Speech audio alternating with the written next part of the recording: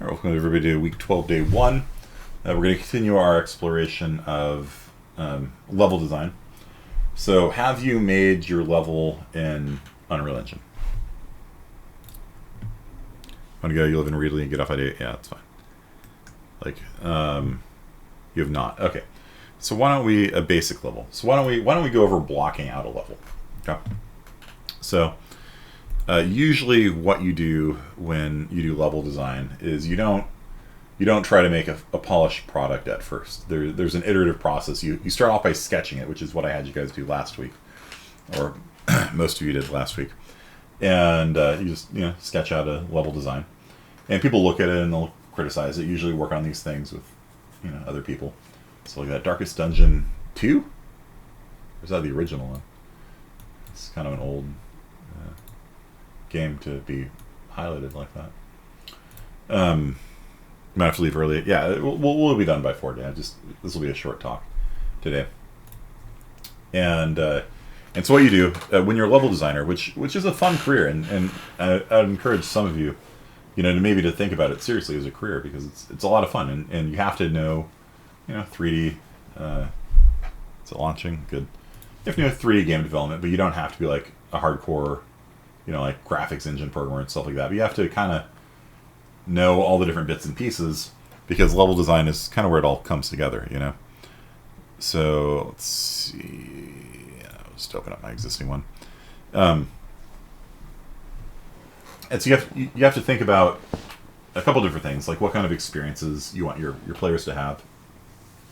If you're doing single player maps and multiplayer maps, that's a different kind of experience, right? Like single player, there's usually a progression of some sort, and open world versus linear have kind of a different design and stuff like that. But basically what I'd like for you to do for your next homework assignment is just start with that like sketched out piece of paper that you had that had the kind of flows on it and things like that. And I want you to block it out. And so you can block out a level by just using blocks, like quite literally, And don't bother putting any materials on it. Because if you, especially if you put a material on something you stretch out like this, it's going to look like garbage, and you're going to waste time fixing the texture tiling and things like that. Nope, don't do any of that. What I would like is for you to just block it out. Just make a giant bloop, thing in the sky, and just like that. And maybe that's too much. Let's see here. Normally you normally wouldn't put this onto an existing level like this. I'm just kind of trying to demonstrate the point here. Okay, so let's say we got that, and a little bit too high.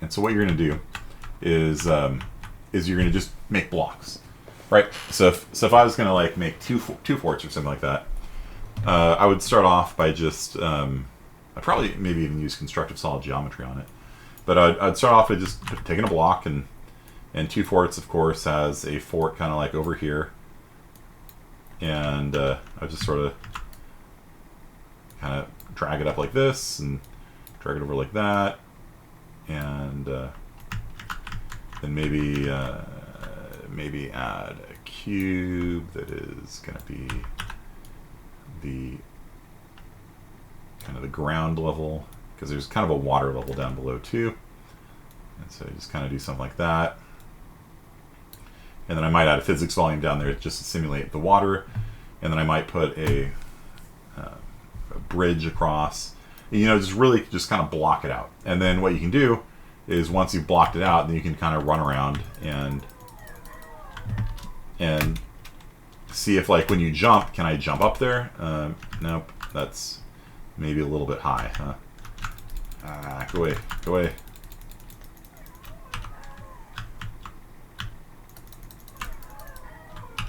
Lock on.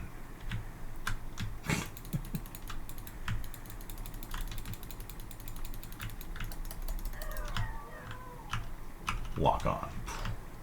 Yeah, and so basically, do you understand what I'm getting at here?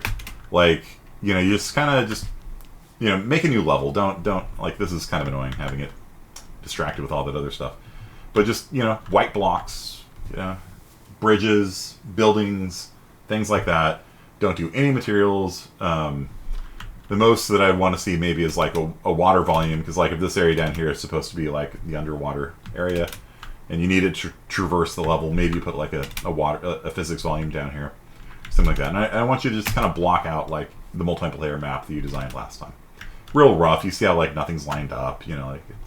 Like that might matter if you're like once you do a couple iterations on it, then you might want to start getting those things down, because one of the things that you can play test is like, can people like rocket jump up onto here? If things are like sticking out at a weird angle like that, that would actually affect the flow of the map. So maybe, you start cleaning that up after a while, but you're trying to do things like see how does the flow work? Is the proportions correct? Because if you ever have to scale down a map, like if people decide it just takes too long to walk across the map and you have to scale it down, like, oh Lord, like you can't just like make it smaller, like now the ladders are this big, like they look like little, what is this, a ladder for ants, kind of thing. You can't just scale everything down. You have to redo it, and it's a lot better to redo things when they're just giant white blocks than anything else. And if you were working on a team, then somebody's going to load in the weapons and in the network code, and maybe you have a Quake match, inside of your white blocked out world, and just see how the flow works. You respawn, you run over here, you run over there, people snipe you from this way. And you're like, all right, maybe there's too many sniper lines available. Maybe we need to put some things on that. So that's all I really want from you guys from Thursday, is I want to just see you block out your map, make a new world, and just drag white blocks around and just run around in it, and that's it. Okay? So I really want to emphasize level design a little bit more this semester than I usually do, and so I really want you to do it. It's not hard, but it's educational. So, and it's fun. It's fun too. Level design's fun. It's a whole industry, and I'm really not, a level design person. I can be a critic of level designs that bug me, but anyone can be a critic. Damn it, this level.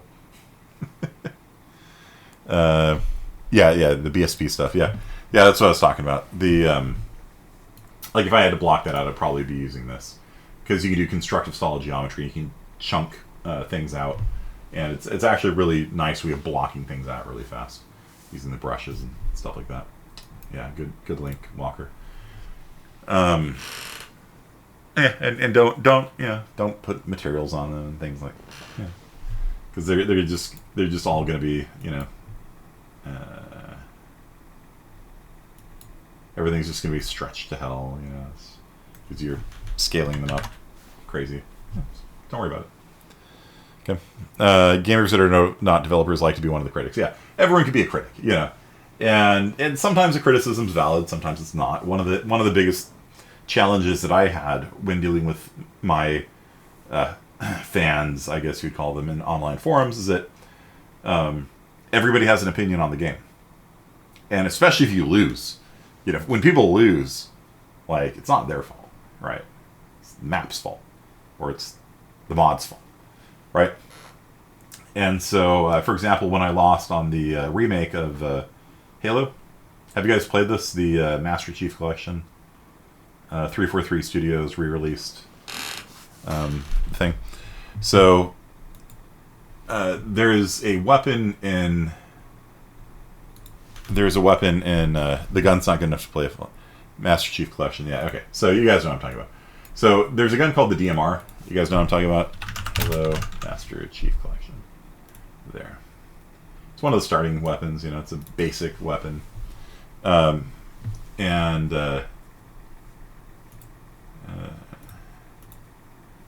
DMR, the Designated Marksman Rifle, is an okay weapon in the original Halos. In the re-release, it got a lot better, because instead of using a controller, you're using a mouse. And mice are much more accurate at shooting than controllers are. And so the DMR went from being like an okay weapon that you'd maybe swap out if you got the chance, to being like a sniper rifle. So like you're like over here and they're over there and they go pip pip pip and you die.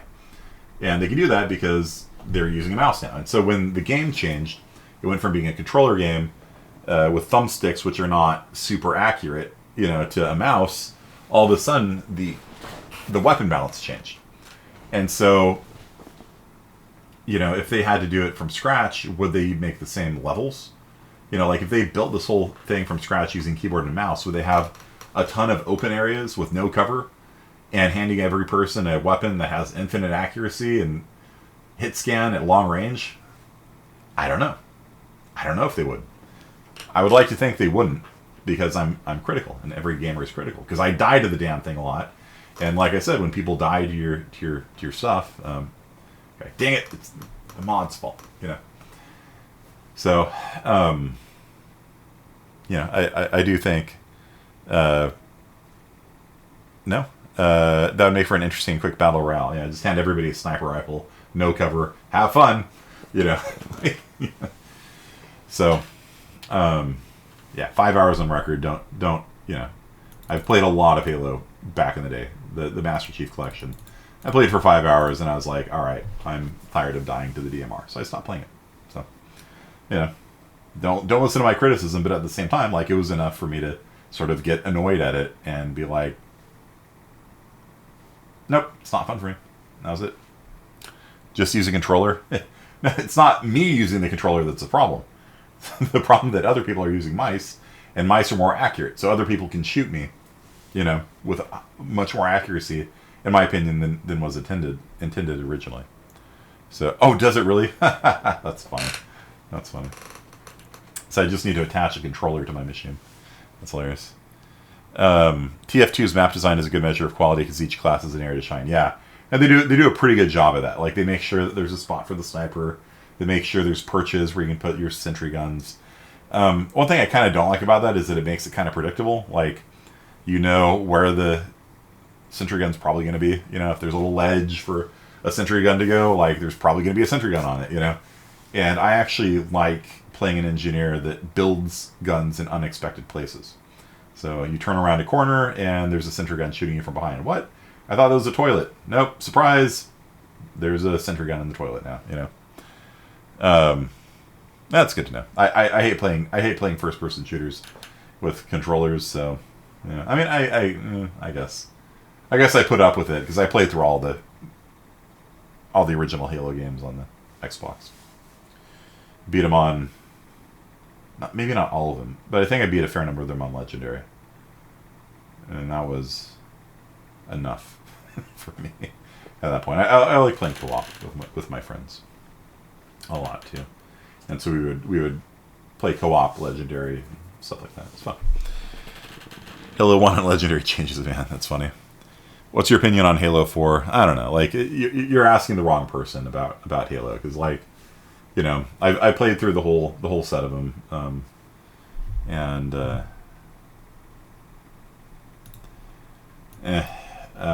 like, there's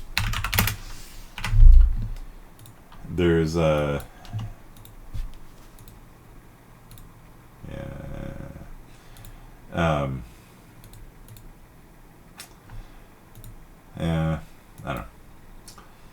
I really don't want to even rant about it because I'm the wrong person to talk to about it. But the reason why I mentioned it was because level design ties in with everything else, right? And so the change from porting it to an Xbox to a PC changed from controller to mouse, which changed how map flow worked, right? Because now big open areas are like, everybody starts with a sniper rifle. Keep your head down, don't stick your head out, or you're going to die. And there's these big vertical spaces, and you run around, and just people can snipe each other in every direction, So I did Halo 3 and Legendary and Halo 4, or at least it isn't Halo 5. Tristan, who's you want to talk to? Yeah, we can bring Tristan in here. Let him rant on it a little bit. Let's see if he's available. Phantom. Nope, wrong one.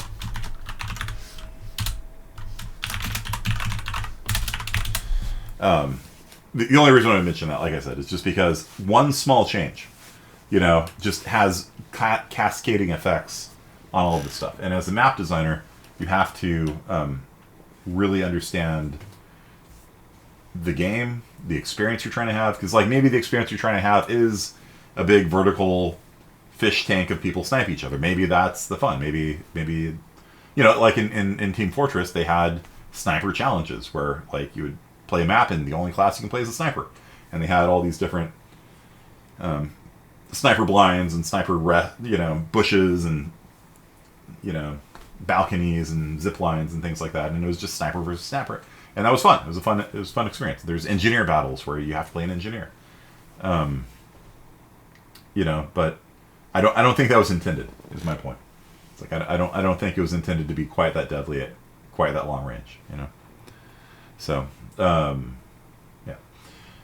So yeah, block out the stuff, and then we'll build on it. Okay, and I'm gonna look into seeing if I can make a template for you guys or something that will make multiplayer first-person shooters viable. There are templates like that, but the one that I tried didn't work. So I don't know.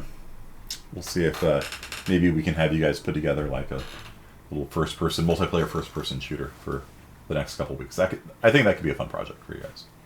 Yep. You got to make the map design too. Sound like fun? Yeah, I think it'll be fun. The trouble is multiplayer is kind of not good. I mean, it's okay. They do a lot for you, but it works. Yeah, that's a good way of putting it. You have to, yeah. It's. I'm still searching for a good, easy multiplayer solution. Yeah. Networking could lead to other issues like earlier. Yeah. Like the firewall is one thing, but. What I was talking about in IS-50A was that my game design was very much influenced by the desire to minimize network traffic. So I have a weapon called cluster rockets that do a missile swarm, and they're expensive in terms of networking because you create them and it creates a ton of projectiles that all have to be sent out over the network. Their position and location and angle and velocity. Position, location is the same thing, but you know what I mean. The model, create a sound, particle effect. And then the things swarm, and so they're actually changing direction all the time. A normal projectile that travels in a straight line, it doesn't require much in terms of networking. It requires a packet sent to everybody that can see it when it's created, because it needs to appear. And then after that, it just travels in a straight line. All the clients know the timestamp that it was created on, and its initial position and its velocity, and that's it. It'll just go until it hits something, and the client will remove it probably. It'll predict a removal, and that's it. And then the server will send a notification, hey, destroy this projectile. But in general, the clients can predict the bullet hit a wall, don't draw it anymore. It's gone. It's outside the world. So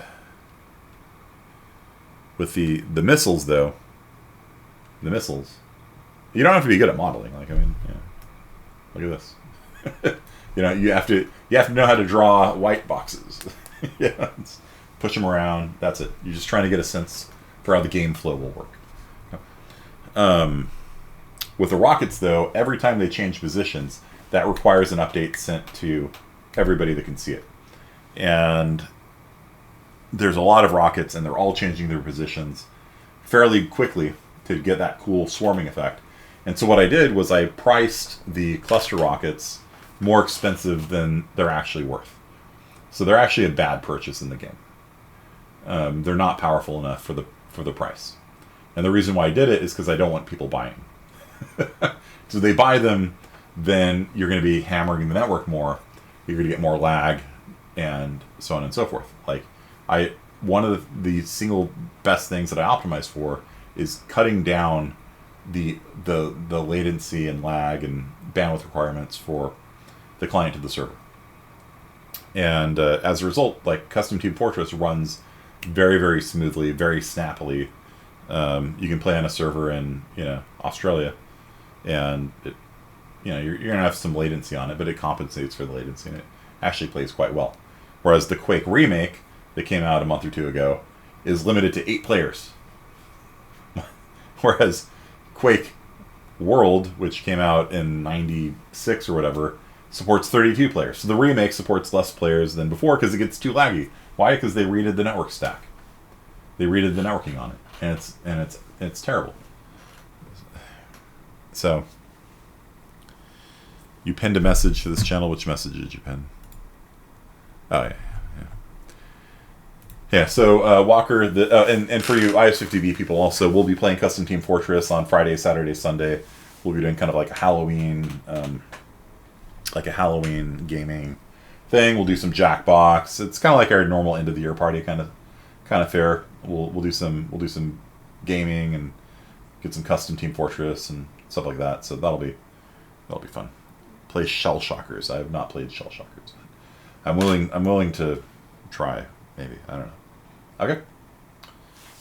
So you guys understand your goal. Make a map. Blocks. Take your sketch. Block it out. Walk around. Look at it. Screenshot it. You got 2 days to do it. Age of Empires 4 is coming out soon, isn't it? Coming out soon.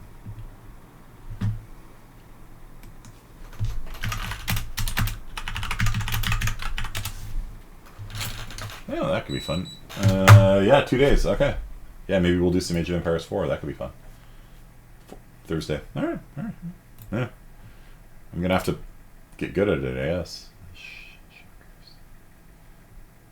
Yeah.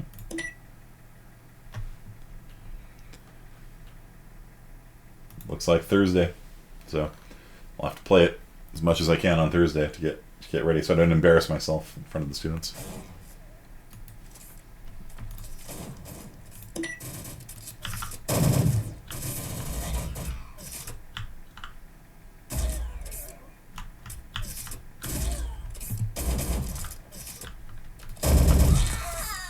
What? I'm an egg. How can I die?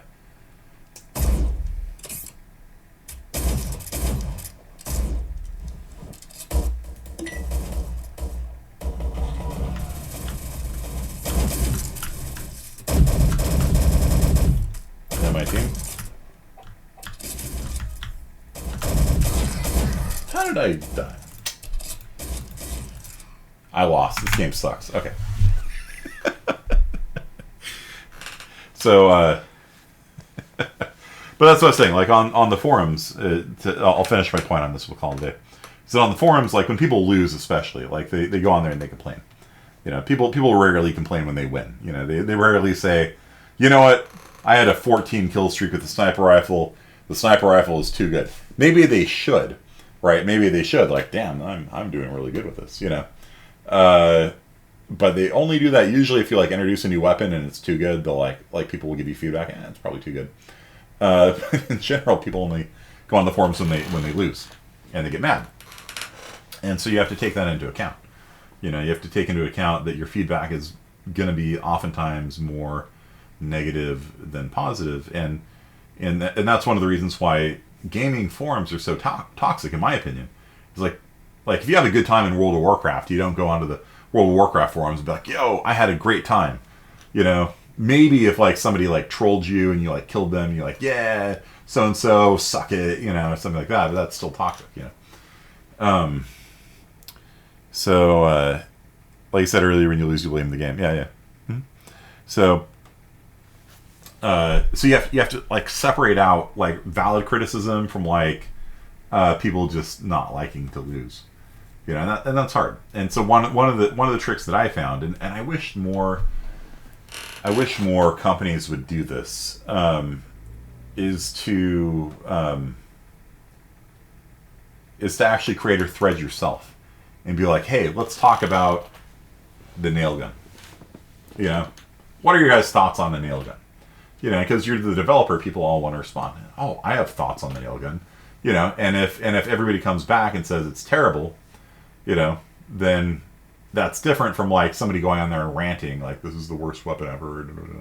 You know, And so, like, you know, if I had to make a post on the nail gun, I'm like, all right, this is designed to be sort of a light weapon that just kind of does a little bit of damage. It's very cheap.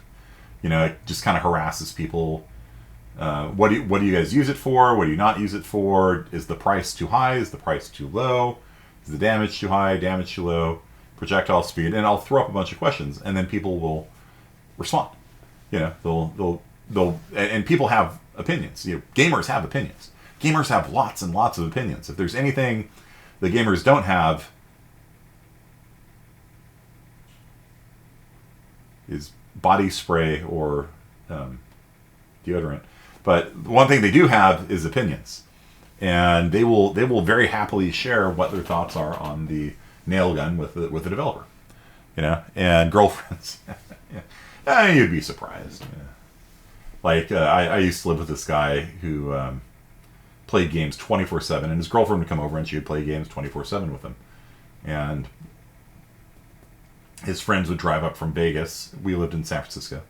His friends would drive up from Vegas to San Francisco every Thursday night. They'd spend Friday, Saturday, Sunday doing nothing but nonstop gaming. Street Fighter 2, Gran Turismo, 24/7. Like literally 20. I'm not exaggerating about 24/7. They had sleeping bags. So when two of them were sleeping, the other two of them were playing. And so they would run they do like the Gran Turismo 500-mile challenges and things like that. And they would just pass off the controller, and they would just play nonstop. And then Sunday night, the two friends from Vegas would drive back to Vegas, and they did this every week. And it was annoying because you're trying to sleep. Hadouken! Hadouken! Oh, man. No, and they never cleaned up and stuff like that, so. All right. Yeah. So, yeah.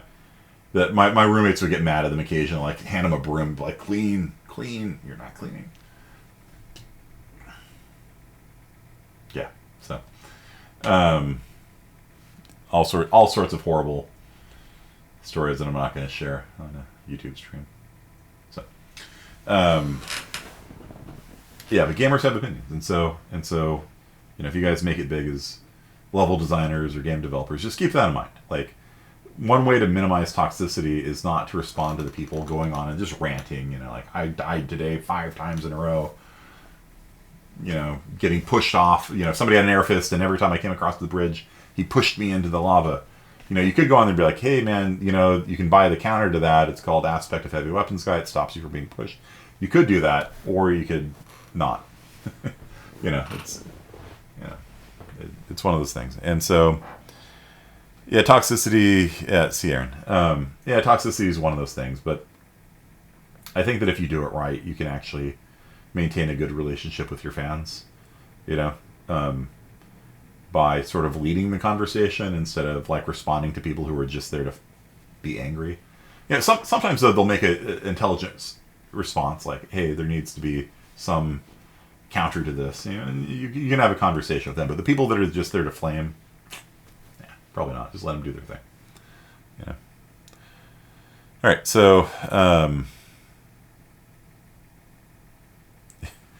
yeah, and you know, there's a whole Gamergate thing and all the sort of toxicity, the meta toxicity, when they start going after reporters and all this kind of stuff. It's kind of,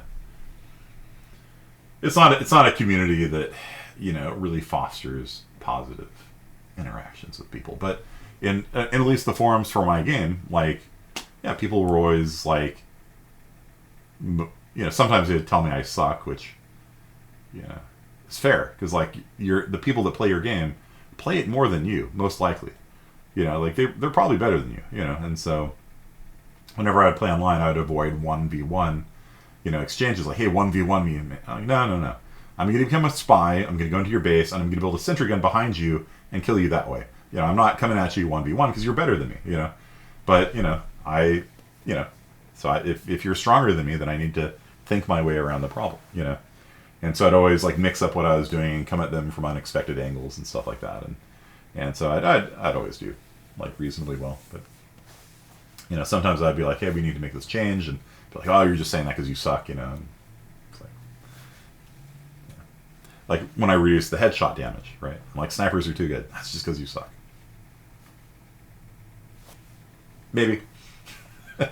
maybe, but they are too good. So, dude who made Dwarf Fortress, yeah. I think he has a good relationship with fans and things like that. So sometimes I'd pick up some toxicity like that, but mostly, people are just appreciative that you're making the game, and all these people that are ranting about your game, they're playing your game.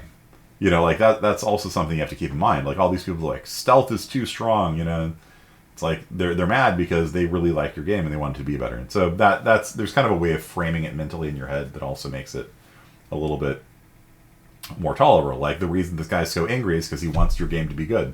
And then you have to like pick a look at his thing and be like, all right, maybe stealth is too good. Maybe we do need to have some sort of counter to it or something, And so separating out the good criticism from bad criticism, it's hard, but you have to do it because you have to improve your thing. But at the same time, if you made every change that people made, which I've done before, like sometimes I would say, all right, fine, you're all asking for this change, I will make the change. And then I make it, and everyone's like, okay, it's horrible. I'm like, thank you very much. And I did it literally to troll them. One of my releases was literally a troll release. I will give you guys everything you're asking for. Here, I put up a poll on the forum. I'm like, give me your top 10 changes. People voted on them. I implemented them, and people are like, wow, this isn't balanced at all. I'm like, I know, thank you. I know. With these changes, defense is impossible to beat. There you go. Have everything you want. It's like that scene in, what was a Jim Carrey movie where he became God. He just answered everybody's prayers. Fine, you get what you want. And everyone's like, oh, it's terrible. I like the Minecraft devs before the buyout. Yeah. Okay, that's it for today. So, your assignment for Thursday, just block out, just make a little map. Take your sketch from last time, block it out, and then we'll pick this up on Thursday. All right.